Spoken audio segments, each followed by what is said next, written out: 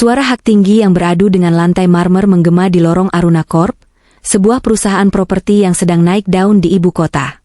Alina, wanita berusia 32 tahun dengan balutan blazer navy yang elegan, berjalan dengan langkah pasti. Wajahnya cantik, namun tersirat ketegasan yang membuat siapapun segan menatap matanya terlalu lama. Di tangannya, sebuah tablet menampilkan grafik penjualan bulan ini yang melesat naik. Ini adalah hasil kerja kerasnya. Keringat, air mata, dan waktu tidur yang terkorbankan selama 10 tahun terakhir. Ia membangun semua ini dari nol, dari sebuah ruko sewaan kecil yang bocor saat hujan, hingga menjadi gedung bertingkat di kawasan elit. Namun, senyum di wajah Alina memudar saat ia melintasi ruangan direktur operasional. Pintu ruangan itu terbuka lebar, dan suara tawa yang keras terdengar hingga keluar. "Tenang saja, Pak. Proyek ini pasti gol. Saya yang pegang kendali di sini. Istri saya itu cuma urus tanda tangan. Otak bisnisnya tetap ada di saya." Suara berat itu terdengar sombong. Alina menghentikan langkahnya. Tangannya mencengkeram tablet lebih erat. Itu suara Raka, suaminya. Pria yang dinikahinya 5 tahun lalu. Pria yang saat itu datang dengan wajah melas, mengaku sebagai pengusaha gagal yang butuh sandaran, namun lambat laun berubah menjadi benalu yang nyaman menggerogoti pohon inangnya. Alina melangkah masuk. Pemandangan di dalam sana membuat darahnya mendidih. Raka sedang duduk di kursi kebesarannya, kursi yang Alina beli dengan bonus proyek pertamanya, dengan kaki dinaikkan ke atas meja. Di hadapannya, 2 orang staf pemasaran tampak tertunduk canggung, terpaksa tertawa menanggapi lelucon bos mereka yang tidak lucu. "Raka," panggil Alina dingin. Raka terlonjak kaget. Kakinya yang tadi di atas meja buru-buru diturunkan. Wajahnya yang tadi penuh arogansi seketika berubah menjadi topeng manis yang menjijikan. Sayang, sudah selesai meetingnya?" Raka bangkit, menghampiri Alina dan hendak mendaratkan kecupan di pipi, namun Alina memalingkan wajah. Ciuman itu mendarat di udara kosong. Para staf yang melihat ketegangan itu buru-buru pamit undur diri, meninggalkan pasangan suami istri itu berdua. "Turunkan kakimu dari meja saat jam kerja, Raka. Ini kantor, bukan warung kopi," tegur Alina tajam. Raka tertawa renyah, berusaha mencairkan suasana. "Aduh, sayang, kamu ini kaku sekali. Aku kan cuma flexing sedikit di depan anak buah. Biar wibawa suami kamu ini terjaga. Lagi pula, perusahaan ini kan milik kita berdua." "Milik kita berdua?" Kata-kata itu selalu sukses membuat ulu hati Alina nyeri. "Milikku, Raka. Aku yang membangunnya sebelum kamu masuk dan meminta jabatan," koreksi Alina tegas. "Ada apa kamu memanggil tim pemasaran? Itu bukan divisimu." Raka mengibaskan tangan, seolah ucapan Alina adalah angin lalu. Ia kembali duduk, memutar pulpen mahal di tangannya. "Aku cuma mau bantu. Kamu kelihatan capek akhir-akhir ini. Oh iya, sayang, mumpung kita bicara berdua, ada yang mau aku omongin." Raka mengubah ekspresinya menjadi sendu. Ia memang aktor yang ulung. Matanya dibuat sayu, bahunya merosot, menciptakan ilusi suami yang penuh beban dan kasih sayang. "Apa?" tanya Alina singkat, sambil memeriksa berkas di meja Raka yang berantakan. "Aku kepikiran ibu di kampung," ucap Raka lirih. "Tadi malam aku mimpi buruk tentang ibu. Kamu tahu kan, sejak bapak meninggal, ibu sendirian di rumah besar itu. Kesepian, sakit-sakitan." Alina menghela napas. Mertuanya memang tinggal sendiri di desa. Alina pernah menawarkan untuk menyewa perawat atau membawanya ke kota, tapi wanita tua itu selalu menolak dengan alasan tidak betah dengan hiruk-pikuk Jakarta. "Terus?" "Aku mau jemput ibu, Al," kata Raka, matanya berbinar penuh harap. "Aku mau bawa ibu tinggal di sini, sama kita. Kasihan dia tua sendirian. Rumah kita kan besar, sayang. Banyak kamar kosong. Aku yakin kalau aku yang jemput langsung dan bujuk pelan-pelan, ibu pasti mau." Alina terdiam sejenak. Meski ia lelah dengan tingkah Raka yang boros dan sok berkuasa, ia tidak pernah membenci mertuanya. Menolak permintaan untuk merawat orang tua akan membuatnya terlihat jahat. "Kamu yakin ibu mau?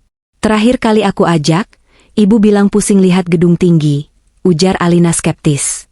Raka bangkit dan memegang kedua bahu Alina, meremasnya pelan. Itu kan dulu. Sekarang kondisinya beda, sayang. Ibu makin tua. Play AC? Izinkan aku berbakti sama orang tua, ya? Aku janji, kalau ibu di sini, aku yang akan urus segala keperluannya. Kamu nggak perlu repot. Kata-kata manis itu mengalir lancar seperti madu beracun. Aku cuma butuh waktu seminggu. Aku pulang kampung, beresin barang-barang ibu, terus bawa beliau ke sini. Alina menatap mata suaminya. Ada kilatan aneh di sana, sesuatu yang tidak bisa ia baca. Namun, rasa lelah membuatnya enggan berdebat. Mungkin, jika ibunya ada di sini, Raka akan berubah menjadi lebih bertanggung jawab. Mungkin kehadiran orang tua bisa mengerem sifat boros dan arogannya. Baiklah, putus Alina akhirnya. Pakai mobil yang SUV saja, biar ibu nyaman di jalan. Dan ini, Alina mengambil kartu kredit korporat dari tasnya, lalu ragu sejenak. Jangan boros. Ini untuk keperluan penjemputan ibu, bukan untuk traktir teman-teman kampungmu. Raka menyambar kartu itu dengan gerakan yang terlalu cepat untuk ukuran orang yang sedang sedih memikirkan ibunya. Senyum lebar merekah di wajahnya. Terima kasih, sayang. Kamu memang istri terbaik dunia akhirat. Aku janji, aku akan jadi anak dan suami yang berbakti. Kamu nggak bakal nyesel. Raka memeluk Alina sekilas, lalu bergegas membereskan barang-barangnya, seolah tak sabar ingin segera pergi. Aku berangkat besok pagi, ya? Biar nggak kena macet. Malam itu, di rumah mewah mereka, Raka tampak sibuk mengemas koper. Anehnya, ia membawa pakaian yang cukup banyak dan beberapa setelan jas terbaiknya. Buat apa bawa jas mahal itu ke kampung? Mas? Bukannya di sana jalanannya becek? Tanya Alina yang sedang menyisir rambut di depan cermin rias. Raka yang sedang melipat jas Armaninya terhenti sejenak. Oh, ini sayang. Siapa tahu ada acara keluarga atau syukuran di balai desa. Aku kan harus tampil rapi. Malu dong kalau suami CEO Aruna Corp penampilannya kucel. Alasan yang masuk akal bagi Raka yang gila hormat. Alina tidak bertanya lagi. Keesokan paginya, Raka berangkat dengan semangat yang meluap-luap. Ia mencium kening Alina dengan mesra di depan garasi. Jaga diri baik-baik ya, sayang. Tunggu aku pulang bawa ibu. Rumah ini bakal jadi lebih ramai dan hangat, ucap Raka. Mobil Pajero Sport hitam itu melaju meninggalkan pekarangan rumah mewah Alina. Alina menatap kepergian mobil itu dengan perasaan yang sulit dijelaskan. Ada rasa lega karena parasit itu pergi sementara waktu, tapi di sudut hatinya yang terdalam, intuisinya berbisik lirih. Ada yang salah. Bisikan itu semakin kuat saat Alina menyadari Raka lupa membawa obat lambung yang biasa ia konsumsi. Namun, saat Alina menelepon untuk mengingatkan, ponsel Raka sudah tidak aktif. Mungkin sinyal, gumam Alina, berusaha menepis pikiran negatif. Ia memilih fokus pada tumpukan pekerjaan yang menantinya di kantor. Setidaknya, seminggu ini ia bisa bekerja dengan tenang tanpa gangguan Raka yang selalu merecoki keputusan bisnisnya. Waktu berlalu cepat. Seminggu terasa seperti sekejap mata bagi Alina yang gila kerja. Namun, bagi Raka, seminggu itu sepertinya tidak cukup. Ia memperpanjang masa tinggalnya dengan alasan ibu sedang tidak enak badan dan belum siap melakukan perjalanan jauh. Sabar ya, sayang. Ibu masih agak pusing. Aku nggak tega paksa ibu naik mobil sekarang, ujar Raka lewat telepon dengan suara yang dibuat serak. Ya sudah, tunggu sampai ibu sehat. Jangan dipaksa, jawab Alina. Baru pada hari ke-10, Raka mengabarkan bahwa mereka akan pulang. Besok sore aku sampai, sayang. Siapkan kamar tamu yang di bawah ya, biar ibu nggak capek naik tangga, pesan Raka. Sore itu, Alina pulang lebih awal dari kantor.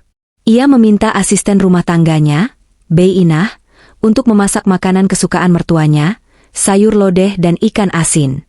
Ia ingin menyambut mertuanya dengan baik. Ia ingin membuktikan bahwa meski ia wanita karir yang sibuk, ia tetap menantu yang tahu tata krama. Pukul 5 sore, suara klakson mobil terdengar di depan gerbang. Jantung Alina berdebar pelan. Ia merapikan pakaiannya dan berjalan menuju pintu utama. Gerbang otomatis terbuka. Mobil SUV hitam itu masuk dan berhenti di depan teras.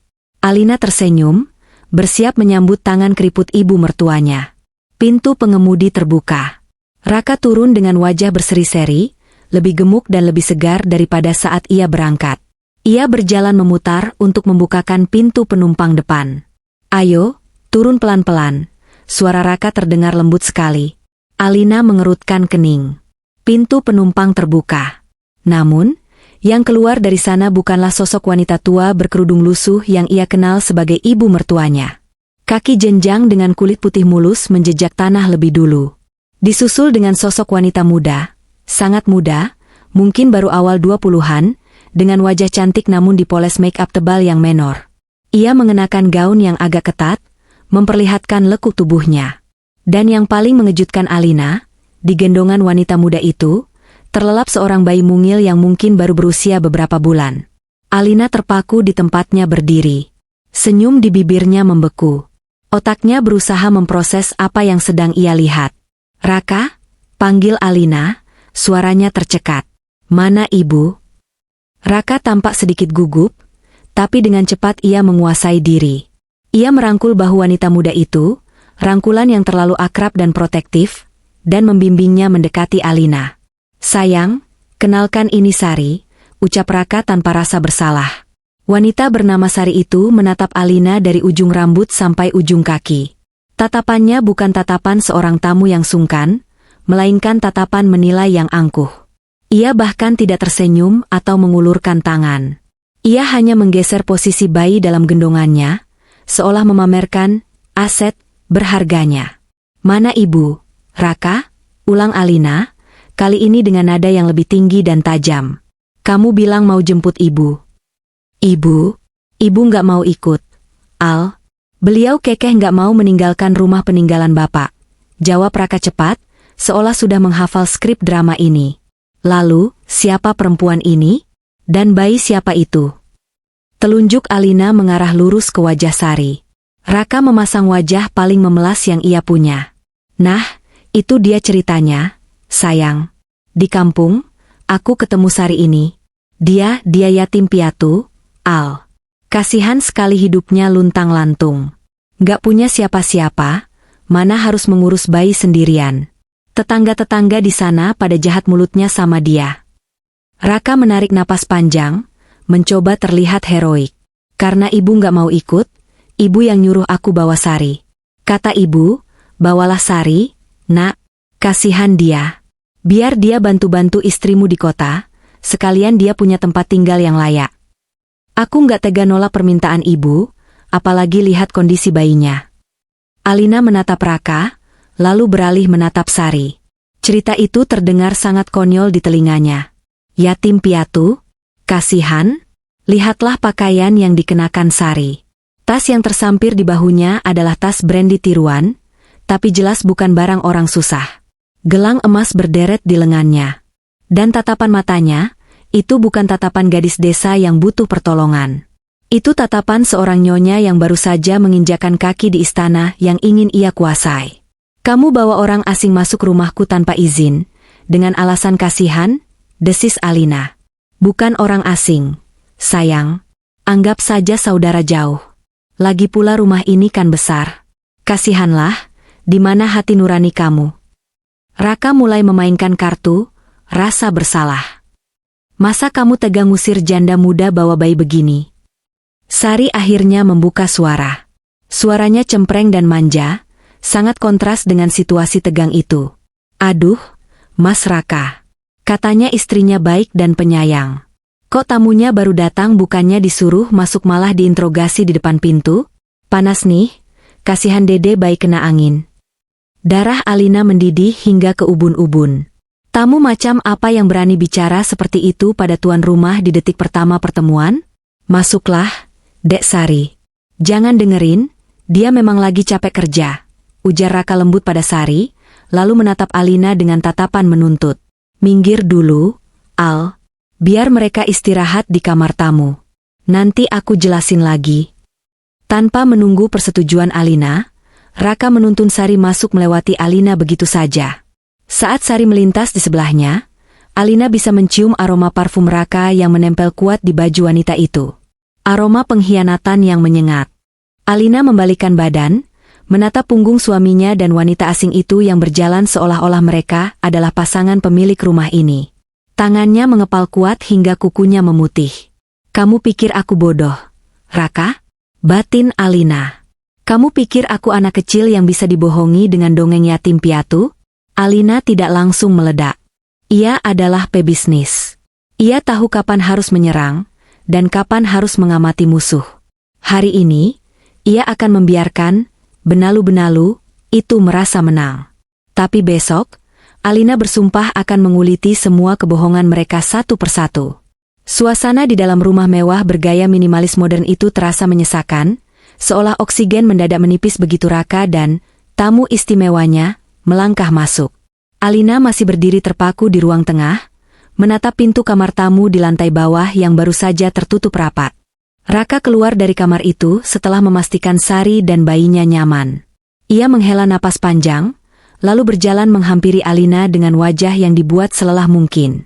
Al, tolong jangan mulai, kata Raka mendahului, sebelum Alina sempat membuka mulut. Ia menghempaskan tubuhnya ke sofa kulit impor buatan Italia, melonggarkan dasinya seolah ia baru saja memikul beban dunia. Aku capek nyetir seharian dari kampung. Macetnya parah. Alina bergeming. Ia melipat kedua tangannya di dada, menatap suaminya dengan tatapan setajam elang. Aku tidak peduli kamu capek atau tidak. Raka, jelaskan. Sekarang, kenapa ada perempuan muda dan bayi di rumahku? Dan cerita tentang yatim piatu. Itu kamu pikir aku percaya? Raka menegakkan duduknya, menatap Alina dengan sorot mata terluka, sebuah akting yang sudah sering ia latih. Kamu ini kenapa sih? Al? Curigaan terus. Sari itu benar-benar sebatang kara. Bapak ibunya meninggal kecelakaan tahun lalu. Suaminya kabur entah kemana saat dia hamil. Dia hidup dari belas kasihan tetangga. Dan kenapa harus kamu yang menampungnya? Kenapa harus di rumah ini? Cecar Alina. Kita punya yayasan amal, Raka. Kalau kamu memang iba, kita bisa kirim dia ke panti sosial atau rumah aman yang kita donaturi. Bukan membawanya masuk ke ruang pribadi kita. Raka berdiri, nadanya meninggi. Kamu tega ya? Panti sosial itu nggak layak buat bayi sekecil itu. Aku cuma mau berbuat baik. Al, ibu yang minta. Kamu mau durhaka sama permintaan ibu mertua kamu sendiri? Senjata pamungkas itu lagi, ibu. Raka tahu Alina sangat menghormati orang tua. Sari itu pintar masak, rajin bersih-bersih. Lanjut Raka, suaranya melembut membujuk. Anggap saja dia asisten tambahan buat Bei Inah. Dia nggak akan makan gaji buta. Dia bakal tahu diri kok. Tahu diri? Alina mendengus dalam hati. Mengingat tatapan Angkusari di depan pintu tadi, kata, tahu diri, sepertinya tidak ada dalam kamus gadis itu. 1 bulan, putus Alina dingin. Aku kasih waktu 1 bulan. Setelah itu, carikan dia tempat tinggal lain. Aku tidak mau ada orang asing selamanya di rumahku. Raka tersenyum lebar, senyum kemenangan yang coba ia sembunyikan. Ia maju hendak memeluk Alina. Makasih, sayang. Kamu memang. Jangan sentuh aku. Alina mundur selangkah. Mandi sana. Kamu bau keringat. Alina berbalik menuju dapur, meninggalkan Raka yang menggerutu pelan. Di dapur, Alina mendapati Bei Inah, asisten rumah tangga senior yang sudah ikut dengannya sejak ia merintis usaha, sedang bengong menatap panci sayur lodeh. Bei, panggil Alina. Bei Inah terlonjak. Non Alina. Anu, Bibi bingung, Non. Bingung kenapa?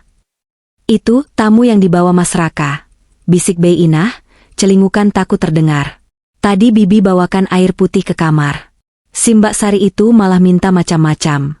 Minta dibawakan susu hangatlah, minta AC-nya dikecilinlah, nadanya itu lonon kayak nyuruh babu. Padahal kan dia numpang. Alina tersenyum miris. Sabar ya, Bei. Nanti kalau dia keterlaluan, lapor sama saya. Terus satu lagi, Non. Bei Inah tampak ragu. Bibi kok ngerasa muka bayi itu? Mirip banget sama Mas Raka waktu di foto-foto lama yang ada di gudangnya. Hidungnya, matanya. Jantung Alina berdesir hebat. Dugaan itu, ketakutan itu, ternyata bukan hanya dia yang merasakannya. Bei Inah yang polos pun bisa melihatnya. Mungkin cuma kebetulan, Bei. Namanya juga bayi, mukanya masih berubah-ubah. Sanggah Alina, berusaha tenang di depan pegawainya. Namun dalam hati, alarm bahaya berbunyi semakin kencang. Makan malam hari itu adalah makan malam paling canggung yang pernah dirasakan Alina di rumahnya sendiri. Biasanya, meja makan adalah tempat Alina dan Raka bertukar cerita. Atau lebih tepatnya, tempat Raka membual tentang prestasi, kerjanya dan Alina mendengarkan. Tapi malam ini, ada tamu tambahan. Sari keluar dari kamar mengenakan daster rumahan yang cukup tipis. Rambut panjangnya digerai. Ia duduk di kursi tepat di sebelah Raka. Posisi yang seharusnya untuk tamu, tapi jarak kursinya digeser begitu dekat dengan kursi Raka. Wah, makanannya banyak banget. Komentar Sari tanpa basa-basi, langsung menyendok nasi ke piringnya bahkan sebelum Alina, sang tuan rumah, mempersilakan. Silakan dimakan, Sari, sindir Alina halus. Sari hanya mengangguk cuek. Bayi di gendongannya mulai merengek.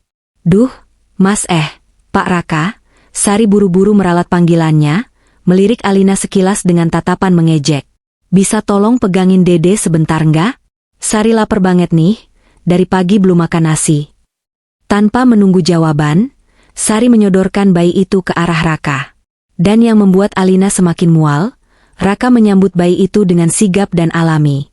Cara Raka menimang, cara ia menepuk-nepuk punggung bayi itu agar tenang, semuanya terlihat sangat terbiasa. Bukan kaku seperti pria yang baru pertama kali menggendong bayi orang lain. Kap, jagoan jangan nangis ya, gumam Raka pada bayi itu. Namanya siapa bayinya? Tanya Alina tiba-tiba, memecah momen keluarga bahagia di hadapannya. Sari dan Raka bertukar pandang sekilas. Sangat cepat, tapi Alina menangkapnya. Sinyal panik. Rizky, Bu. Namanya Rizky, jawab Sari dengan mulut penuh makanan. Rizky, ulang Alina. Nama yang bagus. Bapaknya siapa? Sari tersedak. Raka buru-buru menyodorkan gelas air minumnya sendiri ke bibir Sari. Pelan-pelan dong, Sar. Minum dulu. Pemandangan itu begitu intim. Bekas bibir Raka di gelas itu kini menyentuh bibir Sari. Alina mencengkeram garpunya erat-erat. Ia merasa seperti penonton di rumahnya sendiri. Suaminya kan kabur. Al, udah jangan tanya-tanya itu, kasihan Sari jadi sedih. Potong Raka cepat, membela wanita di sebelahnya. Saya cuma bertanya, Raka, kenapa kamu yang sewot? Balas Alina tajam. Sari meletakkan gelas dengan kasar. Suami saya brengsek, Bu. Dia ninggalin saya pas lagi susah.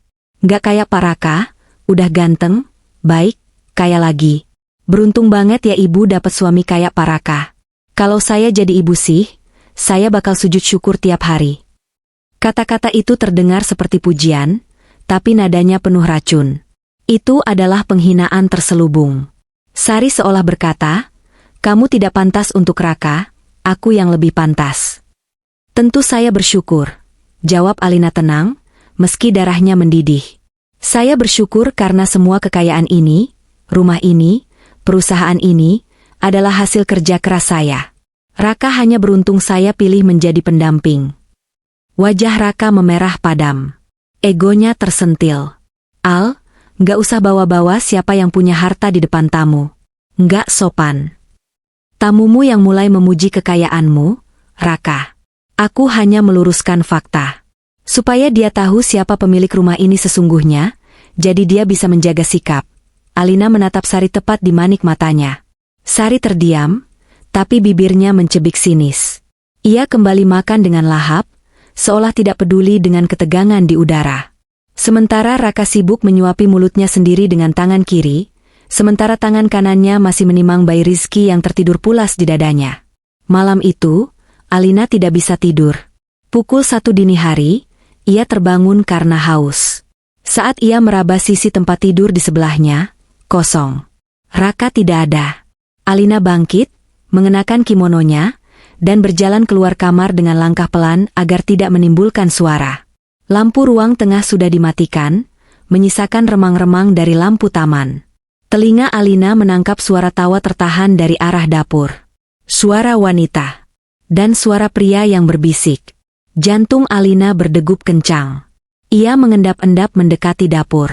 Dari balik tembok penyekat, ia mengintip. Di meja makan kecil di dapur, Sari sedang duduk menyantap durian, buah yang baunya sangat menyengat dan dilarang Alina dimakan di dalam rumah ber-AC. Dan di depannya, Raka sedang duduk mengupas buah itu untuknya. Enak, Yang? Tanya Raka setengah berbisik. Enak banget, Mas. Dede bayi juga seneng nih kayaknya, nendang-nendang terus tadi pas aku nyium baunya. Jawab Sari manja. SSTT, jangan sebut nendang. Rizky kan udah lahir. Raka terkekeh pelan, lalu mencubit pipi Sari dengan gemas. Kamu ini, kalau ngidam aneh-aneh aja. Untung si nenek lampir itu udah tidur. Kalau nggak bisa ngamuk dia cium bau duren di dalam rumah. Nenek lampir. Dunia Alina serasa runtuh seketika. Suaminya, pria yang ia angkat derajatnya, memanggilnya nenek lampir di depan selingkuhannya. Di rumah Alina sendiri, sambil melayani wanita lain layaknya ratu. Air mata mendesak keluar, tapi Alina menahannya kuat-kuat. Ia tidak boleh menangis. Menangis berarti lemah. Dan Alina tidak membangun kerajaan bisnisnya dengan menjadi lemah. Ia mengeluarkan ponsel dari saku kimononya. Dalam kegelapan, ia mengarahkan kamera ke arah celah tembok. Klik. Mode hening. Rekam video. Ia merekam adegan mesra itu selama 2 menit. Raka yang menyuapi Sari, Sari yang bersandar di bahu Raka, dan obrolan menjijikan mereka yang merendahkan Alina. Besok minta uang belanja ya, Mas. Masa aku nggak dikasih pegangan sama sekali? Malu dong sama satpam depan kalau mau jajan bakso aja nggak ada duit. Rengek Sari? Iya, besok Mas transfer. Tapi ke rekening yang lama ya, jangan yang atas nama kamu, takut ketahuan Alina kalau dia cek mutasi. Nanti aku ambil tunai aja dari kas kantor. Tangan Alina gemetar menahan amarah. Pencuri. Bukan hanya pengkhianat hati, Raka juga berniat mencuri uang perusahaannya demi pelakor ini. Cukup. Bukti awal sudah di tangan. Alina mundur perlahan, kembali ke kamarnya dengan hati yang hancur namun tekad yang membaja. Malam ini, biarkan mereka tertawa. Biarkan mereka menikmati durian dan ejekan itu. Karena Alina bersumpah, tawa itu tidak akan bertahan lama. Alina duduk di tepi ranjang, menatap layar ponselnya yang menampilkan wajah Raka yang sedang tertawa bahagia bersama Sari. Nikmati waktumu, Mas, desis Alina pada layar ponsel. Karena sebentar lagi, kamu akan tahu rasanya neraka dunia. Besok, Alina akan mulai bergerak. Ia tidak akan menyerang dengan tangan kosong. Ia akan mengumpulkan bukti seakurat mungkin. Ia akan menyewa detektif swasta untuk pergi ke kampung Raka. Ia akan mencari tahu asal-usul, surat nikah, mereka jika ada. Dan yang paling penting, ia akan mulai memutus akses Raka ke aset-asetnya, perlahan tapi pasti, tanpa pria itu sadari. Perang dingin di rumah mewah ini baru saja dimulai. Pagi itu, meja makan terasa seperti medan perang tak kasat mata. Alina duduk menyesap kopi hitamnya tanpa gula, pahit, seperti kenyataan yang baru saja ia telan semalam. Matanya menatap tajam ke arah iPad, berpura-pura membaca berita ekonomi, padahal ekor matanya mengawasi 2 benalu di hadapannya. Raka turun dengan wajah bantal, masih mengenakan piyama sutra yang dibelikan Alina bulan lalu. Sementara Sari, wanita yang katanya menumpang itu, keluar dari kamar tamu dengan rambut basah dan handuk melilit di kepala. Yang membuat darah Alina berdesir, Sari mengenakan salah satu daster batik premium milik Alina yang seharusnya ada di lemari lantai atas. Pagi, sayang, sapa Raka dengan senyum dibuat-buat, mencoba mencium pipi Alina. Alina memiringkan kepala sedikit, membuat bibir Raka mendarat di ujung telinganya. Pagi. Mbak Sari, tegur Alina datar, matanya menyapu daster yang dikenakan wanita itu. Sepertinya itu daster saya. Kenapa bisa ada di kamu? Sari tampak tidak terkejut. Ia justru menyibakkan rambut basahnya dengan gaya sok cantik. Oh, ini? Tadi Mas Raka yang ambilin di atas, Bu. Katanya baju-baju saya di tas masih lecek semua, belum disetrika sama pembantu. Jadi dipinjemin punya ibu dulu. Lagian ibu kan bajunya banyak, masa satu aja dipermasalahin. Bei Inah bukan pembantu pribadimu, Sari. Dia punya tugas sendiri, potong Alina tajam. Dan Raka, biasakan izin sebelum mengambil barang milikku untuk orang lain. Raka buru-buru menengahi, wajahnya pias. Aduh, Al. Cuma baju rumahan doang, jangan pelitlah. Sari kan tamu kita.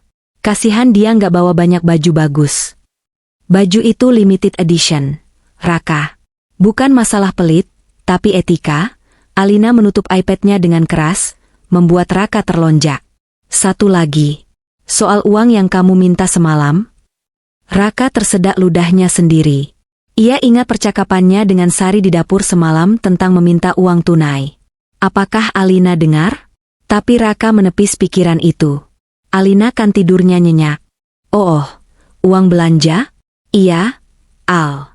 Kasihan Sari nggak pegang uang sama sekali buat beli keperluan bayi. Raka mencoba beralasan. Alina berdiri, merapikan blazernya. Sistem keuangan kantor sedang diaudit total. Semua pengeluaran tunai dibekukan. Kartu kredit korporatmu juga sementara saya blokir sampai audit selesai minggu depan. Jadi, gunakan uang tabungan pribadimu kalau mau beramal. Wajah Raka memucat seketika. Apa? Diblokir? Tapi Al, aku butuh pegangan buat operasional. Kamu direktur, bukan pesuruh yang butuh uang bensin harian. Pakai gajimu. Kamu kan digaji besar. Alina tersenyum tipis, senyum yang tidak mencapai mata. Saya berangkat. Alina melangkah pergi meninggalkan Raka yang panik dan Sari yang memberengut kesal karena harapan mendapat uang belanja musnah pagi itu. Sesampainya di kantor, Alina tidak mengerjakan proyek properti seperti biasa. Ia mengunci pintu ruangannya dan menekan nomor telepon seseorang. Halo, Pak Hadi, sapa Alina pada suara berat di seberang sana. Pak Hadi adalah mantan intel kepolisian yang kini membuka jasa detektif swasta. Orang kepercayaan Alina untuk urusan sengketa lahan, tapi kali ini tugasnya berbeda. Siang, Bu Bos. Ada yang bisa dibantu? Lahan sengketa lagi? Bukan. Ini urusan pribadi, suara Alina merendah. Saya butuh Bapak berangkat ke desa Sukamaju sekarang juga. Kampung halaman suami saya. Targetnya? Cari tahu apa yang dilakukan Raka selama 2 minggu di sana. Cari tahu tentang perempuan bernama Sari. Saya butuh bukti konkret. Pak, foto, surat, saksi, apa saja. Terutama status hubungan mereka. Saya curiga dia bukan sekadar anak yatim piatu yang ditolong. Siap, Bu. Laporan masuk secepatnya. Alina mematikan telepon. Ia menyandarkan punggungnya ke kursi kerja yang empuk. Matanya menatap langit-langit ruangan. Raka, kamu bermain api dengan orang yang salah. 2 hari berlalu dengan siksaan batin yang luar biasa bagi Alina. Di rumah, ia harus menyaksikan sandiwara menjijikan itu. Sari semakin berani.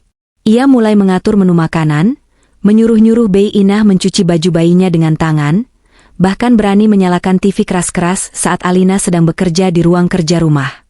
Setiap kali Alina menegur, Raka selalu pasang badan dengan alasan, kasihan, dia nggak ngerti, atau dia lagi stres ngurus bayi.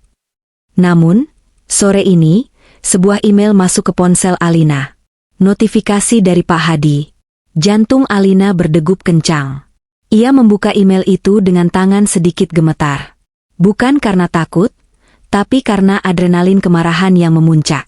Subjek, laporan investigasi lapangan, target Raka Sari. Isi email itu singkat, padat, dan menghancurkan. Ada 5 lampiran foto. Alina membukanya satu persatu. Foto pertama, sebuah foto acara syukuran sederhana di rumah ibu mertuanya di kampung.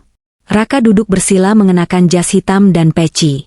Di sebelahnya, Sari mengenakan kebaya putih sederhana dengan riasan pengantin. Foto kedua, Raka dan Sari memamerkan buku nikah dengan latar belakang pelaminan sederhana. Wajah mereka berseri-seri.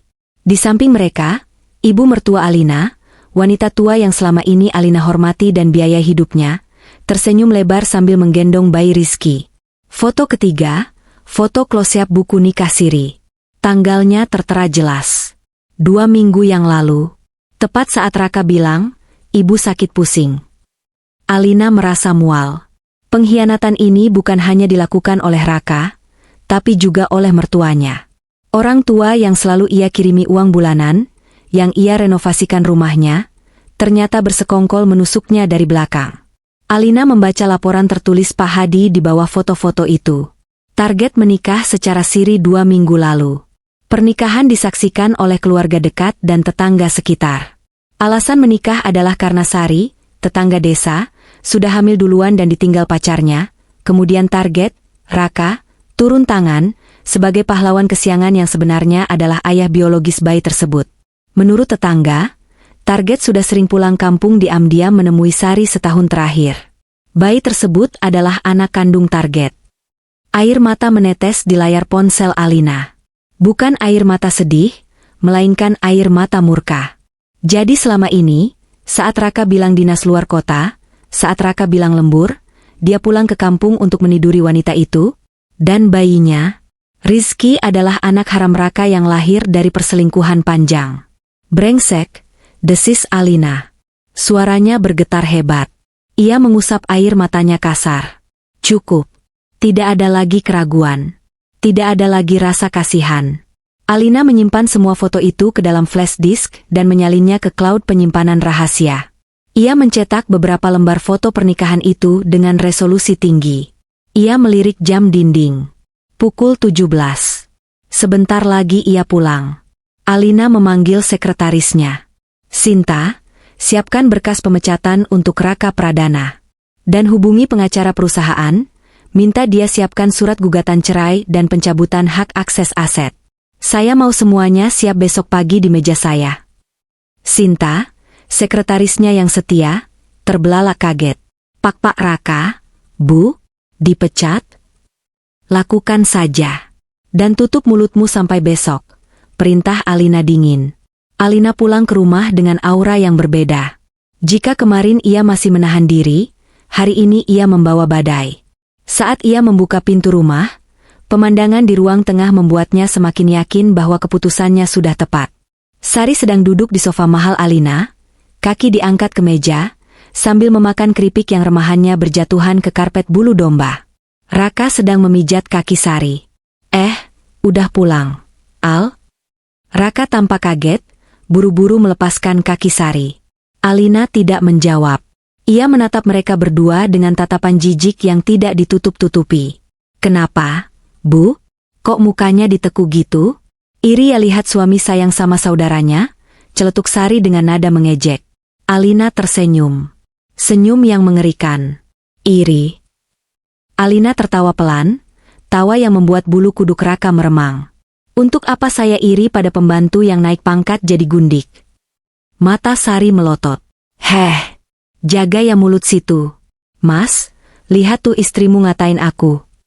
Raka berdiri, wajahnya merah. Alina, kamu keterlaluan. Sari itu tamu terhormat. Terhormat? Alina melempar tas kerjanya ke sofa. Simpan marahmu, Raka. Kita makan malam bersama nanti. Aku punya kejutan buat kalian berdua. Aku harap kalian punya selera makan yang bagus. Karena setelah ini, mungkin kalian akan lupa caranya menelan nasi. Alina melenggang naik ke kamarnya tanpa menoleh lagi. Di dalam kamar, ia mengeluarkan amplop coklat berisi foto-foto hasil cetakan tadi. Ia menatap wajah Raka dan Sari di foto pernikahan itu. Makanlah sepuasnya malam ini, benalu, gumam Alina. Karena besok, kalian akan makan sampah. Di bawah, Raka merasa perasaannya tidak enak. Ia menatap Sari yang masih mengomel soal ucapan Alina. Mas, kamu dengarkan dia ngatain aku gundik? Kamu harus tegas dong. Rengek Sari. Diam dulu, Sar. Bentak Raka tiba-tiba, membuat Sari kaget. Raka mondar-mandir gelisah. Kalimat Alina tadi, kejutan. Apa yang Alina tahu? Paling dia cuma gertak sambal karena cemburu. Hibur Raka pada dirinya sendiri. Dia nggak mungkin tahu soal kita di kampung. Jaraknya jauh, dan orang kampung gak ada yang kenal dia. Raka salah besar. Dia lupa bahwa dia menikah dengan wanita yang membangun imperium bisnis dari nol. Wanita yang tahu cara menghancurkan lawan, tanpa menyentuh fisik sedikit pun. Malam semakin larut, dan meja makan sudah ditata rapi oleh Bei Inah. Alina turun dengan gaun tidur sutra berwarna merah menyala, melambangkan keberanian dan kemarahan. Ia duduk di ujung meja, bak seorang ratu yang siap menjatuhkan vonis mati pada para pengkhianat kerajaan. Duduk, perintah Alina pada Raka dan Sari yang masih berdiri ragu. Kita mulai dramanya, batin Alina. Denting sendok yang beradu dengan piring porselen terdengar begitu nyaring di ruang makan yang hening itu. Suasana mencekam. Pendingin ruangan seolah bekerja 2 kali lebih keras, membuat udara terasa beku, namun keringat dingin justru mengalir di pelipis Raka. Alina duduk di ujung meja, anggun dan menakutkan dengan gaun tidurnya yang berwarna merah darah. Ia memotong steak di piringnya dengan gerakan tenang dan presisi, seolah sedang membedah tubuh musuhnya perlahan-lahan. Di sisi kanan, Raka makan dengan gerakan kaku. Matanya tak berani menatap Alina. Sementara di sebelahnya, Sari makan dengan lahap seperti biasa, sesekali menyuapkan potongan daging besar ke mulutnya tanpa mempedulikan etika meja makan. Bayi Rizky tidur di kereta dorong di samping meja. Gimana steaknya? Sari? Enak? Tanya Alina tiba-tiba, memecah keheningan. Suaranya datar, namun mengandung getaran yang membuat Raka tersedak. Sari mengunyah sambil mengangguk. Lumayan, Bu. Tapi kurang pedas dikit sausnya. Besok bilangin pembantu suruh bikin saus lada hitam yang banyakan. Alina tersenyum tipis. Nikmatilah. Daging wagyu itu mahal. Mungkin ini terakhir kalinya kamu bisa makan daging semahal ini seumur hidupmu. Sari berhenti mengunyah. Ia meletakkan garpu dengan kasar. Maksud ibu apa sih? Kok ngomongnya nyumpahin orang susah terus? Raka buru-buru menengahi, tangannya gemetar saat meraih gelas air. Al, udah dong. Jangan bikin keributan di meja makan. Pamali. Alina meletakkan pisau dan garpunya perlahan. Ia menyeka sudut bibirnya dengan serbet kain, lalu menatap lurus ke manik mata suaminya. Tatapan yang kosong, dingin, dan mematikan. Raka, panggil Alina lembut. Aku penasaran. Tadi siang aku iseng buka-buka album foto lama kita. Kamu ingat janji pernikahan kita 5 tahun lalu? Raka menelan ludah. Ingat, sayang. Dalam suka dan duka, kan? Benar, Alina mengangguk. Dan satu lagi. Kamu berjanji tidak akan ada rahasia di antara kita. Bahwa kejujuran adalah pondasi rumah tangga ini. Aku jujur kok, Al. Aku nggak pernah bohong sama kamu. Sanggah Raka cepat, terlalu defensif. Oh ya? Alina mengambil amplop coklat tebal yang sejak tadi ia sembunyikan di bawah taplak meja. Ia melemparkan amplop itu ke tengah meja, tepat di depan piring Raka. Bunyi, plak, saat amplop itu mendarat membuat Sari terlonjak. Buka, perintah Alina. Raka menatap amplop itu seperti melihat bom waktu. Ini apa, Al? Buka saja. Anggap itu kado anniversary kita yang dipercepat. Atau mungkin kado untuk keluarga baru MU. Tangan Raka gemetar hebat saat meraih amplop itu. Ia membuka perekatnya perlahan.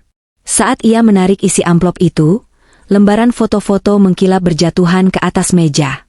Wajah Raka seketika pucat pasi, seputih kertas tisu. Matanya terbelalak menatap foto dirinya yang sedang menjabat tangan penghulu, dengan Sari di sebelahnya yang tersenyum lebar mengenakan kebaya putih. Sari yang penasaran ikut melongok. Wajah angkuhnya luntur seketika, berganti dengan kepanikan. Mas kok? Kenapa? Kaget, suara Alina meninggi 1 oktav. Ia berdiri, menggebrak meja dengan kedua tangannya. Kalian pikir aku buta? Kalian pikir aku sebodoh itu? Al, dengar dulu. Ini salah paham. Raka berdiri, mencoba meraih tangan Alina, tapi Alina menepisnya dengan kasar. Salah paham apanya, Raka? Foto itu jelas. Ada tanggalnya. 2 minggu yang lalu. Teriak Alina, amarah yang ia tahan selama berhari-hari akhirnya meledak. Saat kamu bilang ibumu sakit, saat kamu bilang mau berbakti, ternyata kamu sedang ijab kabul dengan perempuan ini. Alina menunjuk Sari dengan telunjuk gemetar. Gadis yatim piatu, kasihan, ditinggal suami, bualamu busuk, Raka. Suami yang meninggalkannya itu kamu. Laki-laki brengsek yang menghamilinya itu kamu. Sari yang merasa terpojok akhirnya kehilangan kendali. Sifat aslinya keluar. Ia tidak lagi berpura-pura takut. Ia berdiri, menatap Alina dengan nyalang. Iya, memang kenapa kalau aku istri Mas Raka? Tantang Sari, suaranya melengking cempreng. Aku hamil anak Mas Raka. Mas Raka butuh keturunan, dan kamu gak bisa kasih itu. Aku yang bisa. Plak. Satu tamparan keras mendarat di pipi Sari. Bukan dari Alina, tapi dari Raka. Diam kamu, Sari, bentak Raka panik. Ia tahu kata-kata Sari barusan adalah bensin yang disiramkan ke kobaran api. Sari memegangi pipinya, menatap Raka tak percaya. Mas, kamu nampar aku? Demi dia? Alina tertawa, tawa yang terdengar sangat menyedihkan dan hampa. Lihatlah kalian. Pasangan serasi. Yang satu pengkhianat, yang satu pelakor tak tahu diri. Alina berjalan mendekati Raka, tatapannya menyeratkan jijik yang mendalam. Aku menerima kekuranganmu, Raka. Saat usahamu bangkrut, aku yang bantu lunasi hutangmu. Saat kamu tidak punya pekerjaan, aku angkat kamu jadi direktur biar kamu punya harga diri. Dan ini balasanmu. Al, aku hilaf, sumpah aku hilaf. Raka berlutut, memeluk kaki Alina. Air mata buayanya mulai keluar. Sari hamil duluan, Al. Aku gak tega gugurin kandungan. Ibuku juga. Ibu maksa aku nikahin dia demi cucu. Jangan bawa-bawa, hilaf. Hilaf itu sekali, Raka. Kamu selingkuh berbulan-bulan sampai dia hamil besar. Itu bukan hilaf. Itu niat. Alina menendang kaki Raka agar menjauh. Dan ibumu, wanita tua yang aku biaya hidupnya setiap bulan, ternyata bersekongkol menusukku dari belakang. Pantas saja dia menolak datang ke sini. Dia malu bertemu denganku karena menyimpan bangkai busuk anaknya. Aku laki-laki, Al. Aku berhak poligami, teriak Raka, mencoba mencari pembenaran terakhir karena permohonan maafnya ditolak. Agama mengizinkan aku menikah lagi. Jangan bawa-bawa agama untuk nafsu bejatmu, balas Alina tak kalah keras. Poligami ada syaratnya. Adil. Izin istri pertama. Mampu menafkahi. Kamu punya apa? Hah? Makan saja masih numpang di rumahku. Gaji dari perusahaanku. Kamu mau nafkahi 2 istri pakai uang siapa? Uangku? Raka terdiam skakmat. Fakta itu menamparnya lebih keras daripada tangan manapun. Dia tidak punya apa-apa. Semua aset, rumah, mobil, bahkan baju yang menempel di badannya, semua dibeli dengan uang Alina. Sari yang masih memegangi pipinya ikut berteriak, sombong banget sih jadi perempuan. Mentang-mentang kaya. Asal kamu tahu ya, Mas Raka itu lebih bahagia sama aku. Di kampung dia diperlakukan kayak raja, gak kayak di sini cuma jadi kacung kamu. Bagus, Alina tersenyum dingin. Kalau begitu, silakan bawa rajamu ini pergi. Bawa dia kembali ke kerajaan hayalan kalian di kampung. Alina berjalan kembali ke kursinya, mengambil gelas anggur dan meneguknya sekali habis. Ia merasa lega. Sangat lega. Beban kebohongan itu sudah terangkat. Kini hanya tinggal eksekusi. Malam ini, aku masih berbaik hati membiarkan kalian tidur di sini. Tapi besok pagi, saat matahari terbit, aku tidak mau melihat wajah kalian lagi di rumah ini, ucap Alina tegas. Al, kamu gak bisa usir aku. Ini rumah kita. Harta Gonogini. Raka mulai panik memikirkan nasibnya. Gonogini? Alina tertawa meremehkan. Kita punya perjanjian pranikah, Raka. Kamu lupa? Semua aset yang aku peroleh atas namaku, tetap milikku. Dan perusahaan ini, rumah ini, semuanya atas namaku. Kamu masuk ke sini cuma bawa baju koper, dan kamu akan keluar juga cuma bawa baju koper. Alina menatap Sari yang kini mulai pucat memikirkan nasibnya. Dan kamu, Nona Sari, Kamu bilang aku sombong? Tunggu sampai besok. Kamu akan merasakan bagaimana rasanya diusir dari surga yang bukan hakmu. Kamu akan kembali jadi gembel, menyeret suamimu yang tak berguna ini. Satpam, teriak Alina. 2 orang satpam bertubuh kekar yang sudah disiagakan Alina sejak sore masuk ke ruang makan. Pak, pastikan 2 orang ini tidak membawa keluar barang apapun selain pakaian yang mereka pakai dan perlengkapan bayi malam ini. Jaga pintu kamar mereka. Jangan biarkan mereka mengambil barang-barang berharga di rumah ini, perintah Alina. Baik, Bu. Raka berdiri, wajahnya merah padam antara marah dan malu. Kamu kejam, Alina. Kamu istri durhaka. Kamu menelantarkan suamimu. Suamiku sudah mati saat dia mengucapkan ijab kabul dengan wanita lain. Jawab Alina datar, lalu berbalik memunggungi mereka. Bawa sisa makanan ini. Alina melangkah naik ke lantai atas, diiringi tangisan bayi Rizky yang terbangun karena keributan, teriakan frustrasi Raka, dan isak tangis ketakutan Sari. Malam itu, di dalam kamarnya yang terkunci rapat, Alina akhirnya menangis. Ia menangis bukan karena kehilangan Raka, tapi karena meratapi ketulusannya yang disia-siakan selama 5 tahun.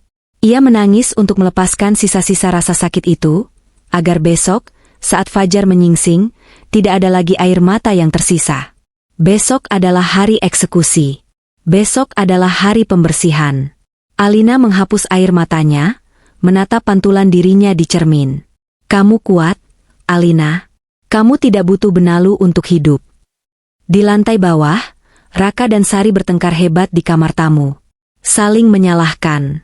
Raka menyalahkan Sari yang tidak bisa menjaga sikap, dan Sari menyalahkan Raka yang ternyata tidak punya kuasa apa-apa atas harta Alina. Karma baru saja mengetuk pintu, dan ia datang menagih hutang. Pagi itu, matahari bersinar terik, seolah alam semesta mendukung api yang sedang berkobar di dada Alina.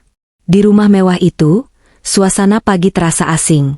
Tidak ada lagi rutinitas sarapan bersama.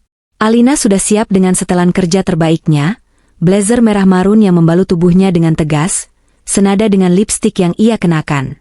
Ia menuruni tangga tanpa menoleh sedikit pun ke arah kamar tamu yang tertutup rapat. Saat ia sampai di garasi, Raka muncul dengan wajah kusut. Matanya bengkak, tanda kurang tidur. Ia masih mengenakan kemeja kerja, mencoba mempertahankan sisa-sisa wibawanya. Al, panggil Raka, setengah berlari mengejar Alina yang hendak masuk ke mobil Alphardnya. Al, kita harus bicara. Soal semalam, aku tahu kamu emosi. Tapi kita harus tetap profesional di kantor. Kan? Ada meeting penting dengan investor jam 10. Alina menghentikan gerakannya membuka pintu mobil. Ia menatap Raka dengan tatapan yang sulit diartikan. Datar, namun menusuk. Profesional, ulang Alina. Sudut bibirnya terangkat membentuk senyum sinis. Tentu saja, Raka. Aku sangat profesional. Kamu akan melihat betapa profesionalnya aku hari ini. Syukurlah, Raka menghela napas lega, mengira badai sudah sedikit mereda. Ia pikir Alina yang gila kerja tidak akan mencampur adukan urusan rumah tangga dengan bisnis. Kalau gitu aku berangkat bareng kamu ya. Kunci mobil Pajeroku nggak ada di tempat biasa. Kunci itu sudah diamankan, jawab Alina dingin. Dan tidak, kamu tidak satu mobil denganku. Kendaraan umum banyak. Atau mungkin kamu bisa minta tolong istri mudamu itu mengantar naik ojek. Tanpa menunggu jawaban Raka, Alina masuk ke mobil. Sopir pribadinya langsung tancap gas, meninggalkan Raka yang terpaku di halaman rumah dengan wajah merah pada menahan malu pada satpam yang menonton. Sialan, umpat Raka. Ia terpaksa memesan taksi online. Lihat saja nanti di kantor, Al. Aku masih direktur operasional. Tanpa tanda tanganku, proyek itu nggak akan jalan. Kamu masih butuh aku. Raka berusaha membangun kepercayaan dirinya yang sudah retak. Ia merapikan dasinya, meyakinkan diri bahwa posisinya di perusahaan aman. Ia merasa punya andil besar membesarkan Aruna Corp, meski kenyataannya ia hanya pandai memberi perintah tanpa strategi yang jelas. Tiba di lobi Aruna Corp, Raka berjalan dengan langkah lebar. Ia mencoba menyapa resepsionis dengan gaya angkuhnya yang biasa. Pagi, Desi. Siapkan kopi saya di ruangan, ya. Namun, Desi, resepsionis yang biasanya ramah dan takut padanya, kali ini menatapnya dengan tatapan aneh. Canggung dan sedikit kasihan? Maaf, Pak Raka. Mesin kopinya sedang rusak. Jawab Desi terbata, jelas sekali sedang berbohong. Raka mendengus kesal. Alasan saja, bilang OB perbaiki segera. Raka menuju lift khusus direksi. Ia menempelkan kartu aksesnya ke panel. BIP. Lampu merah menyala. Akses ditolak. Raka mengerutkan kening. Ia menempelkannya lagi. Masih sama. Merah. Sialan, rusak semua fasilitas hari ini. Gerutu Raka. Ia terpaksa berjalan menuju lift karyawan yang sedang ramai. Bisik-bisik terdengar saat Raka masuk ke dalam lift yang sesak. Beberapa karyawan saling menyikut dan meliriknya. Raka merasa risih. Kenapa mereka menatapnya seperti itu? Apakah gosip sudah menyebar? Tidak mungkin secepat itu. Lantai 15. Lantai eksekutif. Raka melangkah keluar lift dan langsung menuju ruangannya. Namun, langkahnya terhenti saat melihat dua orang satpam berbadan tegap berdiri di depan pintu ruangannya. Dan di pintu kaca itu, tertempel sebuah kertas putih dengan tulisan tebal, ditutup untuk audit. Minggir, perintah Raka pada satpam. Saya mau masuk. Saya ada meeting. Maaf, Pak Raka. Bapak dilarang masuk, jawab satpam itu tegas. Kamu gila? Saya direktur di sini. Raka mulai berteriak, memancing perhatian seluruh staf lantai 15. Memang, kemarin kamu direktur. Tapi hari ini, kamu hanya tamu tak diundang. Suara itu menggema dari ujung lorong. Alina berdiri di sana, di ambang pintu ruangannya sendiri. Di belakangnya berdiri manajer HRD, Bu Siska, dan pengacara perusahaan, Pak Bimo. Alina berjalan mendekat. Bunyi hak tingginya yang beradu dengan lantai marmer terdengar, seperti detak jam kematian bagi karir Raka. Semua karyawan menghentikan pekerjaan mereka, menonton drama live yang jauh lebih seru dari sinetron manapun. Apa-apaan ini? Al? Kenapa ruanganku dikunci? Kenapa aksesku diblokir? Tanya Raka, suaranya bergetar antara marah dan takut. Bu Siska, silakan. Alina memberi isyarat tanpa menjawab Raka. Bu Siska maju selangkah, menyerahkan sebuah amplop putih panjang kepada Raka. Pak Raka, ini surat pemutusan hubungan kerja, PHK, Bapak. Berlaku efektif mulai detik ini. Raka menepis amplop itu hingga jatuh ke lantai. PHK? Apa alasannya? Aku suami pemilik perusahaan. Aku ikut membesarkan perusahaan ini. Kamu nggak bisa pecat aku sembarangan. Alina? Alasan? Alina tertawa kecil. Ia mengambil tablet dari tangan sekretarisnya dan membacakan data dengan lantang, agar semua karyawan mendengar. 1. Ketidakkompetenan dalam manajemen yang menyebabkan kerugian proyek klaster Melati sebesar 2 miliar rupiah. 2. Penyalahgunaan wewenang dengan mempekerjakan kerabat dari kampung yang tidak kualifikasi. 3. Alina menatap Raka tajam.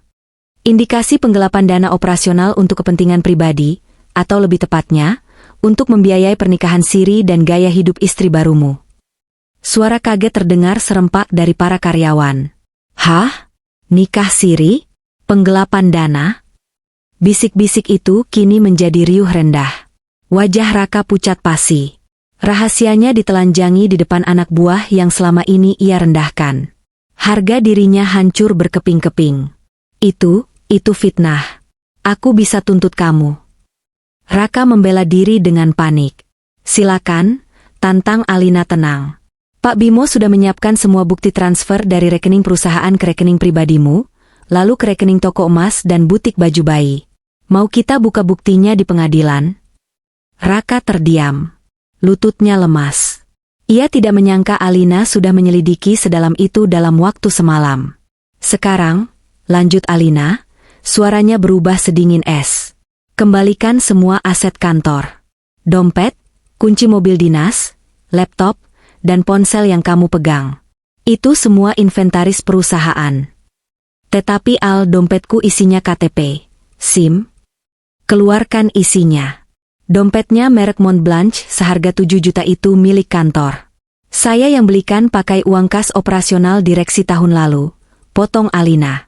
Dengan tangan gemetar dan disaksikan puluhan pasang mata, Raka mengeluarkan isi dompetnya. Kartu-kartu, uang receh, foto ia masukkan ke saku celana. Ia menyerahkan dompet kosong, kunci mobil, dan ponsel iPhone keluaran terbaru itu ke tangan Bu Siska. Ia berdiri di sana, hanya dengan kemeja kusut dan celana bahan, tanpa atribut kemewahan yang selama ini melekat. Ia tampak kecil. Ia tampak menyedihkan. Pak Asep, panggil Alina pada kepala keamanan. Tolong kawal mantan direktur ini keluar gedung. Pastikan dia tidak membawa dokumen apapun. Dan tempel fotonya di pos keamanan. Mulai hari ini, dia dilarang menginjakan kaki di area Aruna Corp. Baik, Bu Bos, jawab Pak Asep dengan semangat. Ia dan tim keamanan memang sudah lama memendam kekesalan pada Raka yang sering membentak mereka. Raka menatap Alina dengan tatapan memohon untuk terakhir kalinya. Al, tega kamu. Al, aku suamimu, mau kerja apa aku kalau dipecat begini? Namaku bakal jelek di mana-mana. Alina melangkah maju, mendekatkan wajahnya ke telinga Raka. Berbisik pelan namun tajam. Itu urusanmu, Raka. Saat kamu memutuskan untuk mengkhianatiku dan membawa wanita itu ke rumahku, kamu sudah menghancurkan jembatanmu sendiri. Sekarang, belajarlah hidup susah. Belajarlah bertanggung jawab pada pilihanmu. Jadilah laki-laki, bukan benalu. Alina menarik diri, lalu berbalik badan. Bawa dia pergi. Saya muak melihat wajahnya. Dua satpam langsung memegang lengan kanan dan kiri Raka, menyeretnya secara halus namun paksa menuju lift. Lepas, saya bisa jalan sendiri, teriak Raka, mencoba meronta. Tapi tenaganya kalah jauh. Saat pintu lift tertutup, Raka masih sempat melihat Alina yang berdiri tegak, dikelilingi karyawannya yang menatapnya dengan kekaguman dan hormat. Sang ratu telah kembali bertahta, membersihkan kerajaannya dari parasit yang menggerogoti. Di dalam lift yang turun menuju lobi, Raka bersandar lemas di dinding besi. Ponsel pribadinya, ponsel jadul yang ia ambil dari tas kerjanya, bergetar. Pesan dari Sari. Mas, di mana? Susu Dede abis. Kamu transfer dong. Kok ATM kamu gak bisa dipakai semua? Raka ingin membanting ponsel itu. Ia tidak punya uang. Kartu kredit diblokir. ATM gajinya dibekukan.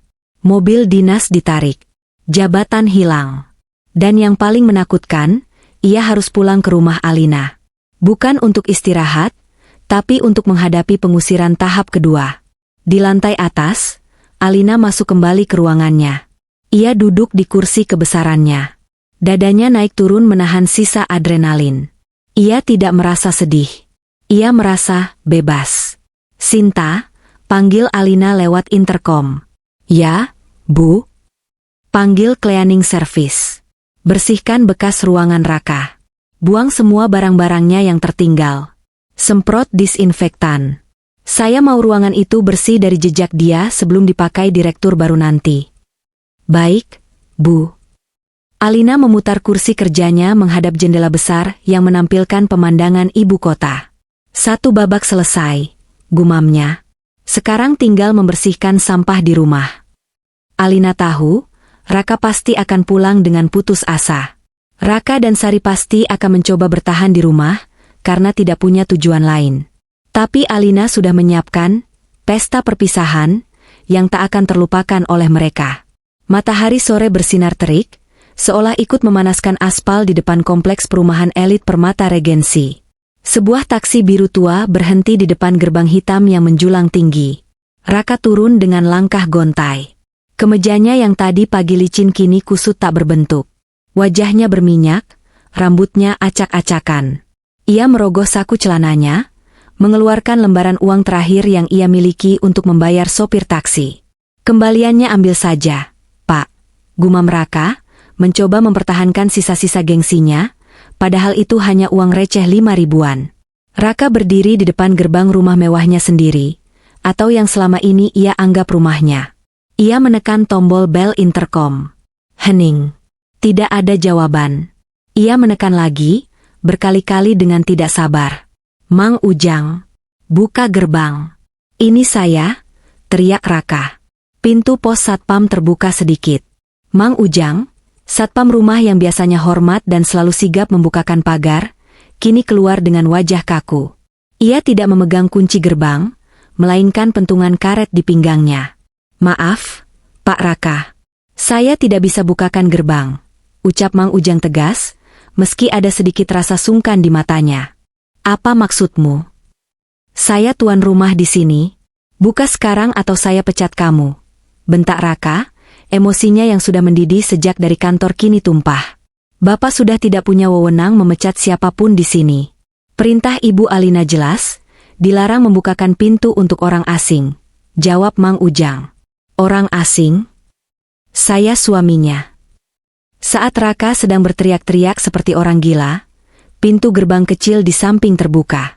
Bukan untuk mempersilakan Raka masuk, tapi untuk mengeluarkan seseorang. Sari didorong keluar oleh 2 orang asisten rumah tangga. Ia menangis meraung-raung sambil menggendong Rizky yang juga ikut menangis kencang. Penampilan Sari berantakan. Mas Raka, teriak Sari begitu melihat Raka. Ia berlari menghambur ke arah Raka. Mas, tolongin aku. Mereka jahat. Mereka ngusir aku pas aku lagi nyusuin Dede. AC kamar dimatiin, air dimatiin, terus tiba-tiba aku diseret keluar. Raka memeluk Sari yang gemetar. Darahnya naik ke ubun-ubun. Keterlaluan. Mana Alina? Keluar kamu, Alina. Gerbang utama perlahan terbuka secara otomatis. Sebuah mobil sedan mewah masuk ke pekarangan. Itu mobil Alina. Namun, mobil itu tidak berhenti untuk menyapa mereka. Mobil itu meluncur mulus masuk ke garasi, seolah Raka dan Sari hanyalah patung tak terlihat. Raka hendak menerobos masuk mengejar mobil itu, tapi Mang Ujang dan 1 satpam tambahan langsung menghalanginya dengan tubuh kekar mereka. Mundur, Pak, peringat Mang Ujang. Tak lama kemudian, Alina berjalan keluar dari pintu utama rumah. Ia sudah berganti pakaian santai namun tetap elegan. Di belakangnya, Inah dan beberapa staf rumah tangga lainnya membawa kantong-kantong plastik hitam besar, jenis kantong sampah, trash bag. Alina berdiri di teras, menatap Raka dan Sari yang berdiri di luar pagar besi seperti pengemis. Ada apa ribut-ribut? Mengganggu tetangga saja, tanya Alina tenang. Alina, apa-apaan ini? Kenapa kamu kunci gerbang? Kenapa kamu perlakukan Sari seperti binatang? Teriak Raka. Tangannya mencengkeram jeruji pagar. Alina menjentikkan jarinya. Inah dan staf lain maju ke depan pagar, lalu dengan gerakan serempak, mereka melemparkan kantong-kantong plastik hitam itu melewati pagar, mendarat tepat di kaki Raka dan Sari. Bruk, bruk, bruk. Salah satu kantong pecah, memuntahkan isinya, baju-baju Raka, celana dalam, jas mahal yang kini kusut menyatu dengan baju-baju bayi dan daster murah milik Sari.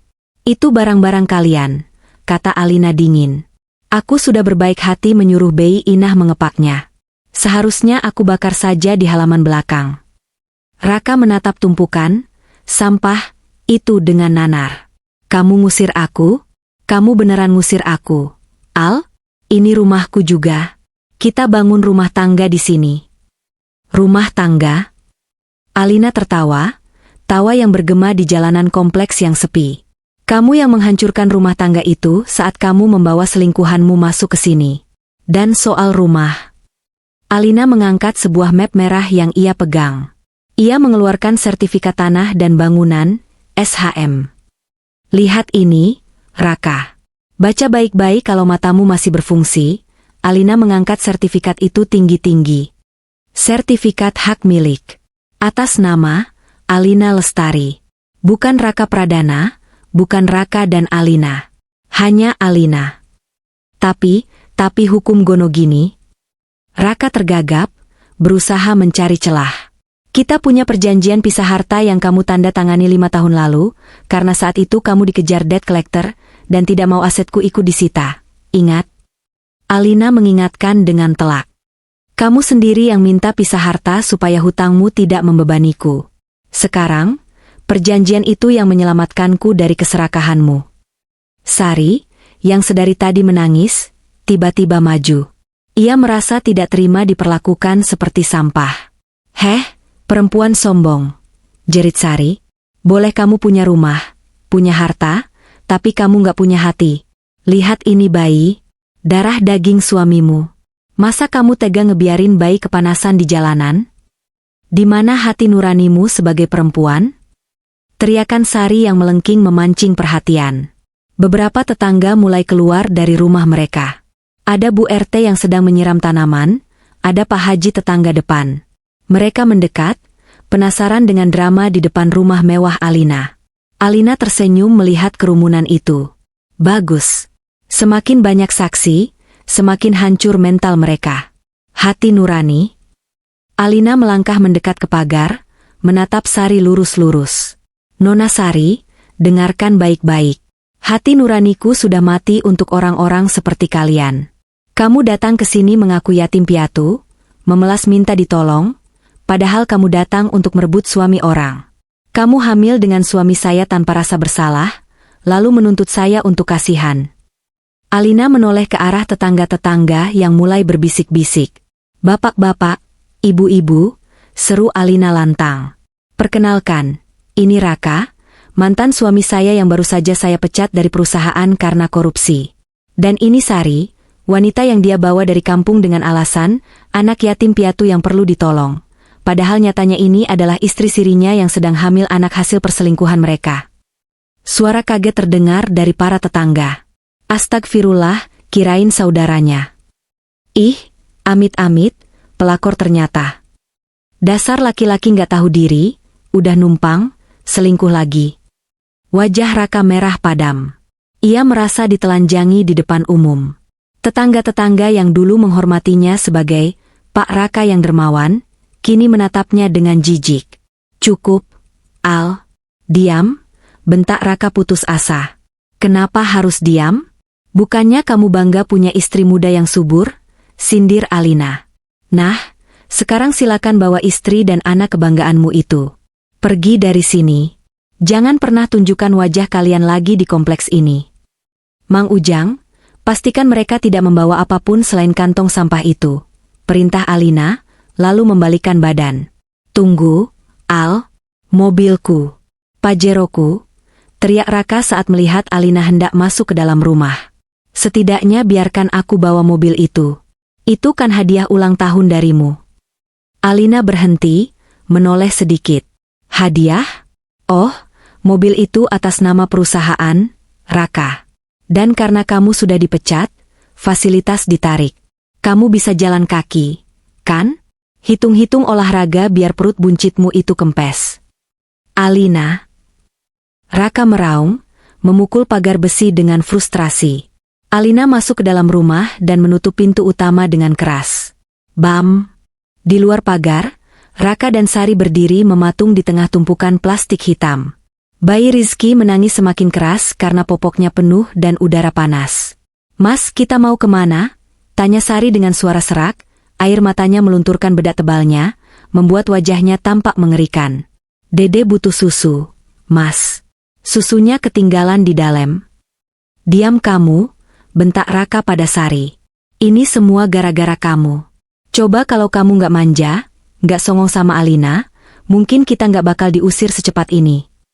Kok nyalahin aku? Kamu yang bilang kamu bos?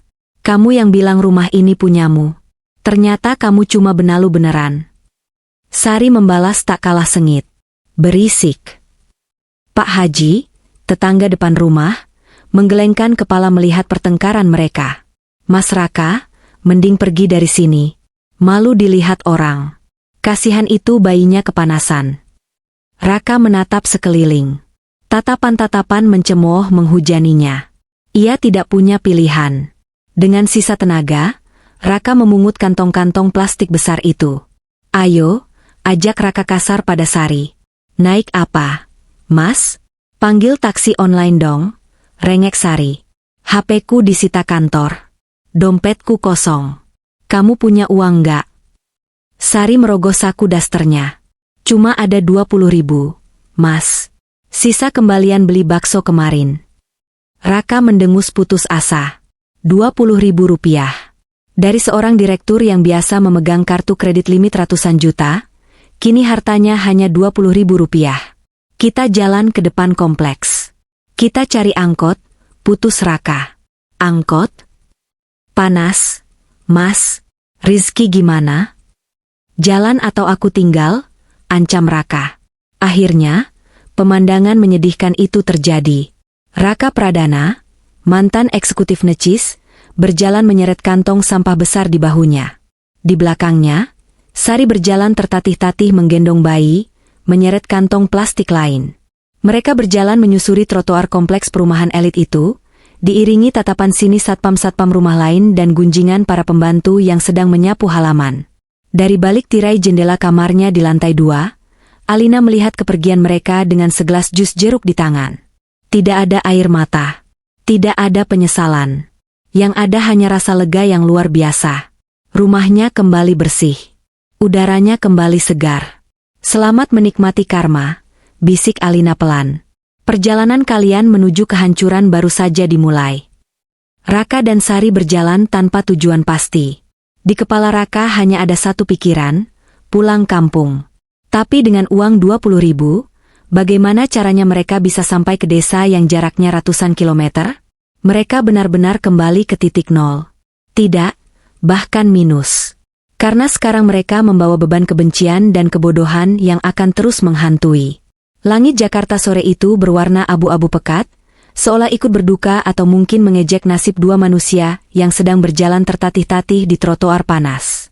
Raka Pradana, mantan direktur yang pagi tadi masih duduk di kursi empuk ber-AC, kini berjalan menyeret kantong plastik hitam besar berisi pakaian kotor. Di belakangnya, Sari mengikutinya dengan langkah berat, menggendong bayi yang menangis kehausan, sambil menenteng kantong plastik lain yang talinya mulai melar. Setiap langkah terasa seperti siksaan. Sepatu pantofel Raka, yang biasanya hanya menginjak karpet kantor atau pedal gas mobil mewah, kini harus beradu dengan aspal yang panas dan berlubang. Keringat sebesar biji jagung mengucur deras dari pelipisnya, melunturkan sisa-sisa wibawa yang ia miliki. Mas berhenti dulu. Mas, kakiku lecet, rengek Sari. Ia berhenti di bawah pohon angsana yang daunnya jarang, napasnya memburu. Dede juga nangis terus, susunya habis.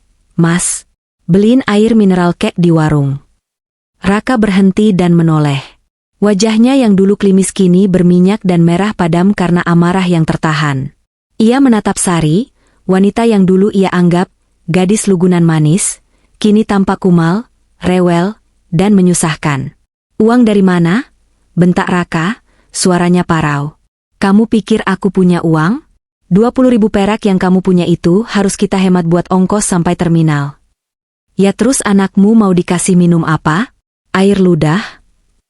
Sari membalas dengan nada tinggi, tak peduli pada tatapan orang-orang yang melintas. Raka memejamkan mata, menahan hasrat untuk meninggalkan wanita ini di pinggir jalan. Ia merogoh saku celananya. Kosong. Dompetnya yang mahal sudah disita Alina. Ponselnya juga. Yang ia miliki hanyalah jam tangan Rolex di pergelangan tangannya. Tuh. Jam tangan. Raka menatap jam tangan itu. Ini adalah kado ulang tahun dari Alina 2 tahun lalu. Harganya puluhan juta. Alina memang menyitanya secara verbal, tapi dalam kekalutan tadi, satpam lupa memintanya melepas jam tangan ini. Secercah harapan muncul di mata Raka. Ayo, ajak Raka, menyambar kantong plastiknya lagi. Kita cari toko jam atau pegadaian dekat sini. Jam ini penyelamat kita. Mereka berjalan lagi sejauh 1 kilometer, hingga menemukan sebuah toko jam kecil di pinggir jalan raya yang ramai debu. Raka masuk dengan napas ngos-ngosan. Pemilik toko, seorang pria parubaya berkacamata tebal, menatap curiga pada penampilan Raka yang berantakan membawa kantong sampah. Mau apa, Pak? Tanyanya ketus. Saya mau jual jam ini. Raka melepas jam tangannya dan meletakkannya di etalase kaca. Ini asli. Rolex Submariner. Harganya barunya 150 juta. Saya jual cepat saja, 50 juta. Pemilik toko itu mengambil jam tersebut, menelitinya dengan kaca pembesar, lalu tertawa mengejek. Bapak pikir saya bodoh? Ini barang asli, tapi saya ini toko kecil di pinggir jalan, bukan butik di mall. Mana punya saya uang 50 juta tunai. Berapa Bapak berani bayar? Saya butuh uang tunai sekarang, desak Raka putus asa. 3 juta, jawab si pemilik toko enteng. Apa? 3 juta? Raka melotot. Bapak gila. Ini jam mahal, talinya saja lebih mahal dari toko Bapak. Ya sudah kalau tidak mau, cari saja toko lain. Tapi saya lihat Bapak lagi butuh banget. Lagian Bapak nggak punya surat-suratnya kan? Siapa tahu ini barang curian. Pemilik toko itu menatap Raka penuh selidik. Raka terdiam. Ia tidak punya kotak maupun sertifikat jam itu. Semuanya ada di brankas kamar Alina. Jika ia menolak, ia dan Sari akan menggelandang di Jakarta malam ini tanpa uang sepeser pun. 5 juta. Please, tawar Raka dengan harga diri yang sudah diinjak-injak. 3,5. Take it or leave it. Raka mengepal tangannya erat-erat hingga kukunya menancap di telapak tangan. Rasa sakit di hatinya jauh lebih perih. Jam kesayangannya, simbol kesuksesannya, dihargai seharga motor bekas. Baik. 3,5, desis Raka. Setelah menerima uang itu, Raka keluar toko dengan perasaan hampa. 3,5 juta rupiah. Itulah total kekayaannya sekarang. Sari yang menunggu di luar langsung menyambar lengan Raka. Dapat berapa, Mas? Banyak kan? Kita bisa naik taksi dong pulang ke kampung. Cuma cukup buat naik bus ekonomi dan makan di jalan, jawab Raka dingin.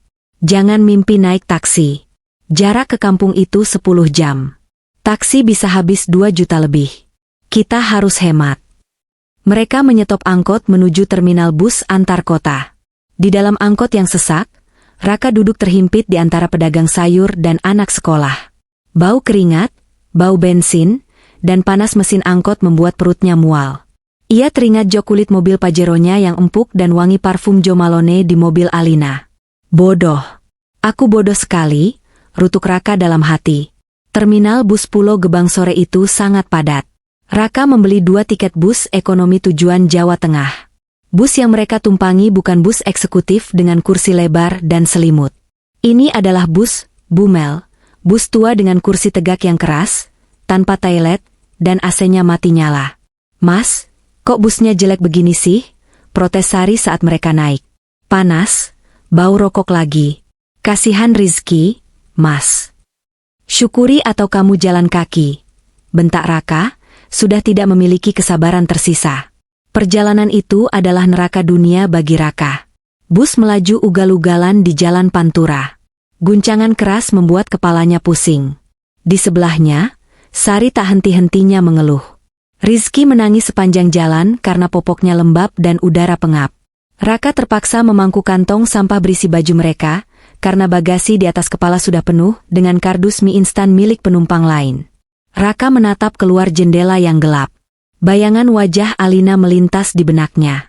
Alina yang selalu menyiapkan air hangat saat ia pulang kerja. Alina yang memijat pundaknya saat ia lelah. Alina yang wangi, cerdas, dan bermartabat. Ia membandingkannya dengan wanita di sebelahnya sekarang. Sari yang sedang menyusui dengan baju tersingkap sembarangan, mulutnya belepotan sisa minyak gorengan yang baru dimakan, dan kakinya dinaikkan ke sandaran kursi depan dengan tidak sopan. Apa yang aku lihat dari perempuan ini? Batin Raka bertanya-tanya. Kenapa aku bisa menukar berlian dengan batu kali? Penyesalan itu datang bagai ombak besar yang menghantam karang, tapi Raka tahu, kapal sudah karam. Ia tidak bisa berenang kembali. 10 jam perjalanan yang menyiksa akhirnya berakhir. Bus menurunkan mereka di simpang jalan desa saat matahari belum terbit sepenuhnya. Udara dingin menusuk tulang. Kabut tebal menyelimuti sawah-sawah. Raka dan Sari turun dengan tubuh remuk redam. Mereka berdiri di pinggir jalan desa yang sepi. Rumah ibu masih jauh. Mas? Tanya Sari sambil menggigil. 2 kilometer lagi. Nggak ada ojek jam segini. Kita jalan, jawab Raka datar. Mereka berjalan menyusuri jalan berbatu. Raka memikul 2 kantong besar di bahu kanan dan kirinya, persis seperti kuli panggul pasar. Sari berjalan tertatih di belakangnya. Setibanya di depan rumah joglo tua milik ibunya, hari sudah mulai terang. Ayam jago mulai berkokok. Raka mengetuk pintu kayu jati yang catnya sudah mengelupas itu. Bu, Bu, panggil Raka lemah. Tak lama, terdengar suara langkah kaki diseret. Pintu terbuka. Muncul wajah keriput Bu Sumi, Ibu Raka, yang masih mengenakan mukena. Wajah Bu Sumi cerah seketika melihat anaknya pulang. Namun, senyum itu perlahan pudar saat matanya memindai penampilan Raka dan Sari. Tidak ada mobil mewah yang parkir di halaman. Tidak ada koper-koper bagus. Tidak ada oleh-oleh kardus besar. Hanya Raka yang kucel, Sari yang berantakan, dan kantong plastik hitam besar. Loh, Le? Kok pulang pagi-pagi buta? Mana mobilnya? Kok kayak orang susah? Tanya Bu Sumi bingung. Raka menjatuhkan kantong-kantong itu ke lantai teras. Lututnya lemas. Ia bersimpu di kaki ibunya, bukan untuk sungkem, tapi karena kakinya sudah tidak kuat menopang tubuh. Kami diusir, Bu, ucap Raka lirih. Diusir? Bu Sumi melotot. Diusir siapa? Alina? Iya, Alina tahu semuanya. Dia tahu aku nikah sama Sari. Dia tahu rizki anakku. Dia pecat aku, Bu. Dia ambil semua fasilitas. Rumah, mobil, uang, semuanya punya dia. Aku nggak punya apa-apa lagi. Bu Sumi terhuyung ke belakang, berpegangan pada kusen pintu. Harapannya untuk hidup nyaman di masa tua dengan uang menantunya yang kaya raya, hancur seketika. Gusti Allah. Bu Sumi memegang dadanya. Terus kalian pulang ke sini bawa apa? Nggak bawa pesangon? Nggak bawa tabungan? Nggak ada, Bu. Cuma sisa uang 2 juta di kantong, jawab Raka jujur. Tatapan Bu Sumi berubah drastis. Dari tatapan rindu seorang ibu, menjadi tatapan kecewa seorang wanita tua yang realistis dan materialistis. Ia menatap Sari dengan tajam. Ini semua gara-gara kamu, tuduh Bu Sumi pada Sari. Coba kalau kamu nggak gatel ngerayu anakku pas dia pulang kampung, Raka masih jadi bos di Jakarta. Sekarang lihat, kalian jadi gembel. Sari yang lelah dan emosi tidak terima disalahkan. Loh, kok nyalahin saya? Bu, ibu kan yang dukung? Ibu yang bilang, nggak apa-apa nikah siri, yang penting Raka sering pulang bawa duit. Ibu juga menikmati uang transferan Mas Raka kan buat benerin genteng bocor? Kurang ajar kamu ya.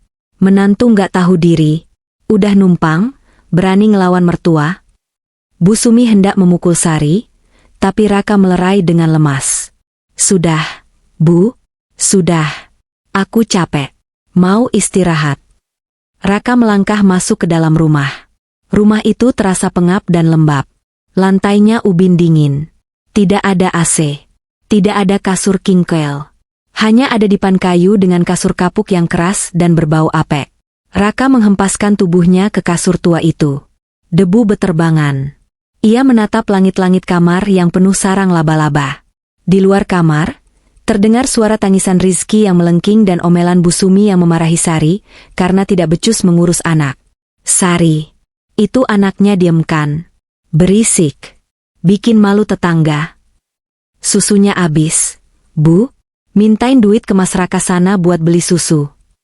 Masalah lagi, masalah lagi. Raka menutup telinganya dengan bantal. Air matanya menetes. Ini baru hari pertama, dan ia merasa sudah berada di neraka. Bagaimana ia akan menjalani hari esok? Tetangga desa pasti akan segera tahu. Berita menyebar cepat di sini. Raka si bos Jakarta pulang kampung jadi gembel.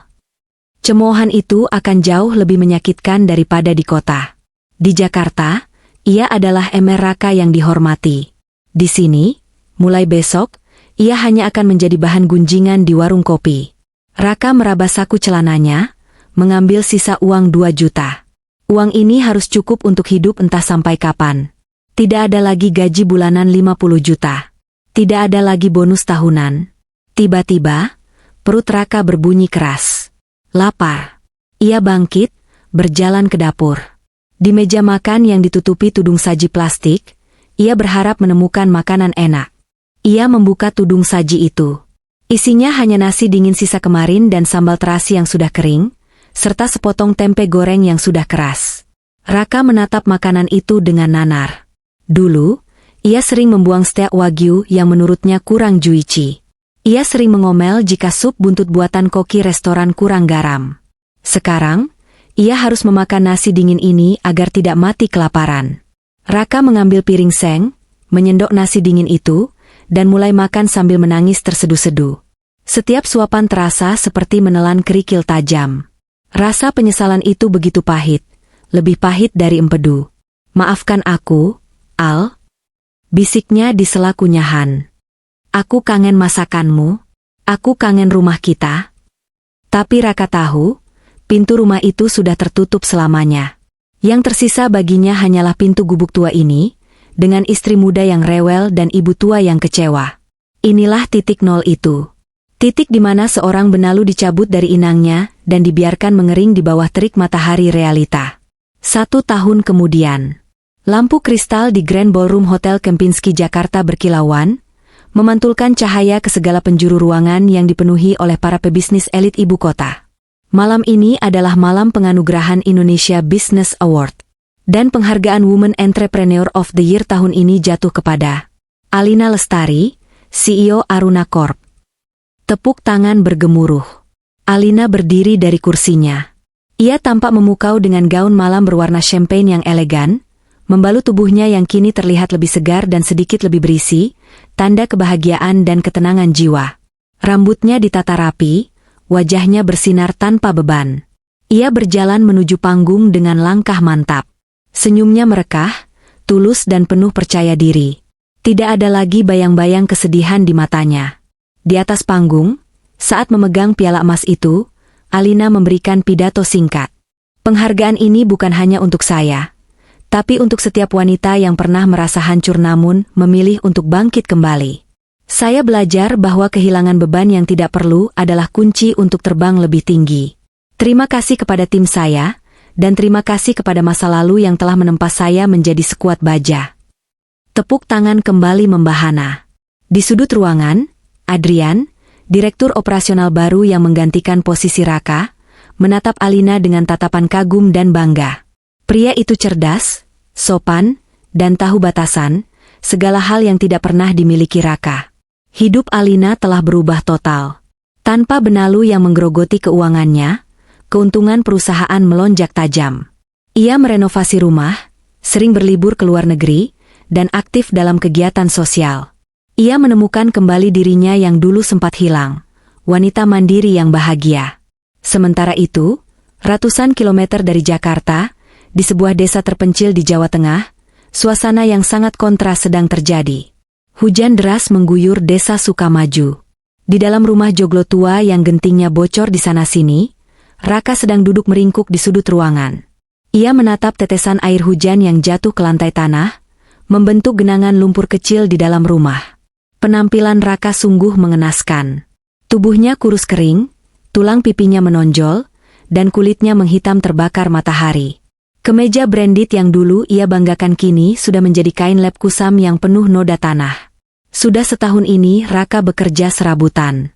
Kadang menjadi kuli panggul di pasar, kadang menjadi buruh tani mencangkul sawah orang.